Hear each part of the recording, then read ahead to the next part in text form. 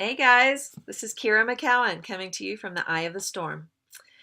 And a storm it is. We have the government bombing Syria. We have all kinds of people saying terrible things and doing terrible things to other people on airlines. And in my own life, I've got my own, set of circumstances and people upset around me. But I did have a good thing happen to me today, and I want to share that with you. I had a call with my son, who's a beautiful adult, and he had a different perspective on feeling kind of trapped in circumstances or angry at what is. And he said, Mom, the best way to open a door is to realize that it's not there. And I did not know what to say. I laughed and I thought, how perfect. What a perfect image that is for me trying to coach people to find their eyes, the eyes of the storm, the peace, the inner knowing. And so that's what I want to discuss today. I want to bring up the idea that we are experiencing to a great degree a lot of dependency anger. And that dependency anger to me just means feeling dependent upon somebody else, feeling like my outcome, my own life is dependent upon somebody else and their behavior and their emotions, and it's just something that happens. It happens to most of us, but we don't realize it. It's a subtle kind of thing, and it gives us reasons to be mad at each other. For example, your boss is angry that the numbers aren't where they need to be and is negatively responding to the document that is in front of him or her, and so is clearly angry, frustrated, and attacking you. And so you have a choice. How do you respond to somebody that's clearly angry? Well, it's harder than you would think, because your empathic nature is going to read energy of anger in your own body. So you're going to pull in that anger and you're going to respond to it. Either you're going to become angry, or you're going to shut down, or you're going to defend yourself. There are many ways that we respond to others' emotions. But what we have to understand, I think, at least what I would urge my clients to understand, is that we don't have to become enmeshed. We don't have to agree in that moment with somebody else's emotion. It's just their emotion. Now, the logic of the scenario is, yeah, I mean, the numbers suck. We need to do better, clearly. But how do you respond such that you don't feed the flames of the anger emotion?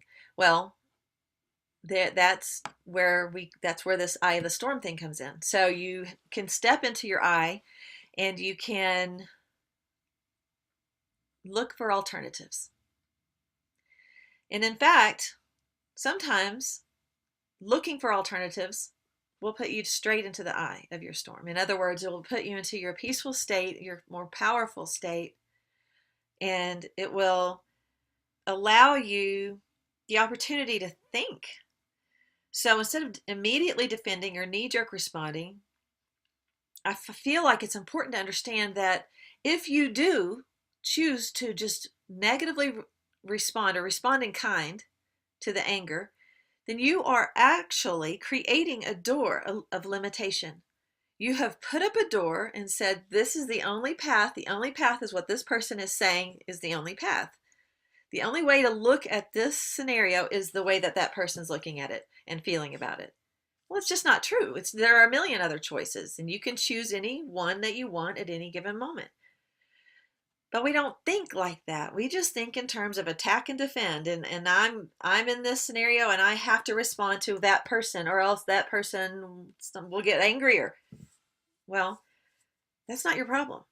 Your problem is, are you aware that you've been enmeshed with others and their emotions, and that you can get yourself out. You can know that not only is there no door there, but if there is, you created it. So you've got the boss who's angry, then you've got to get a call from the principal who's mad because of your child's school, because of something your child did, and then you've got an angry spouse and things, deadlines, yourself, and dog issues and bills and car. You got a load of things to think about that are best handled from a calm state of mind. But if instead of thinking that way, we feel the emotions from the principal in the phone and we respond to those in kind. So we put up another door. That's the only way to look at that. The angry spouse, that's the only way to look at that. So we agree. We let other people, in essence, control our emotions by agreeing with theirs, by letting theirs be ours. But that's not necessary. There is no door. You can see it that way. You can step into the eye of the storm right now by going into your body, by centering in your lower belly and in your heart and in your mind. You can put up a bubble of light around you and you can claim independence. I am independent of your emotions. I can feel them, but they do not control me. And because of that, I can be the rocket. I can be the strength in the storm. I can be a provider of alternatives. And that is a very valuable thing to be. Because as we can stay calm, then we can create new worlds. We're no longer trapped by all the doors around us in this little room that we've built of fear and anger and defensiveness or offensiveness or whatever it is that's happening this week.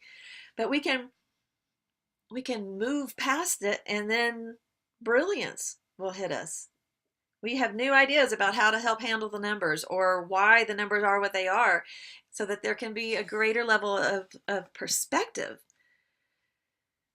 So instead of having to leave everything, dump everything, and go climb a mountain or get on a boat and sail across the sea, or climb into a cave and stare at your belly for years, you can have that right now in the eye of your storm, in the center of your being, because in that place there are no doors, there is nothing. It's just space. And it gives you the opportunity, when you go into that space, it gives you perspective that these people need you to be strong. They need you to not agree with their emotions, but not necessarily say it. You can just not agree internally, and that energy will speak for itself. You have your opinion, I have mine. You do you, I do me. It's pretty basic. And the energy and science of it will guide you to a greater state of enlightenment, I believe, a greater experience of the power, self-empowerment, and deeper breathing, smarter eating, just a healthier life. And I wish that for you. If you have any questions or you need coaching on this, see my information below. I'm here for you, and I'll see you in the eye. Peace.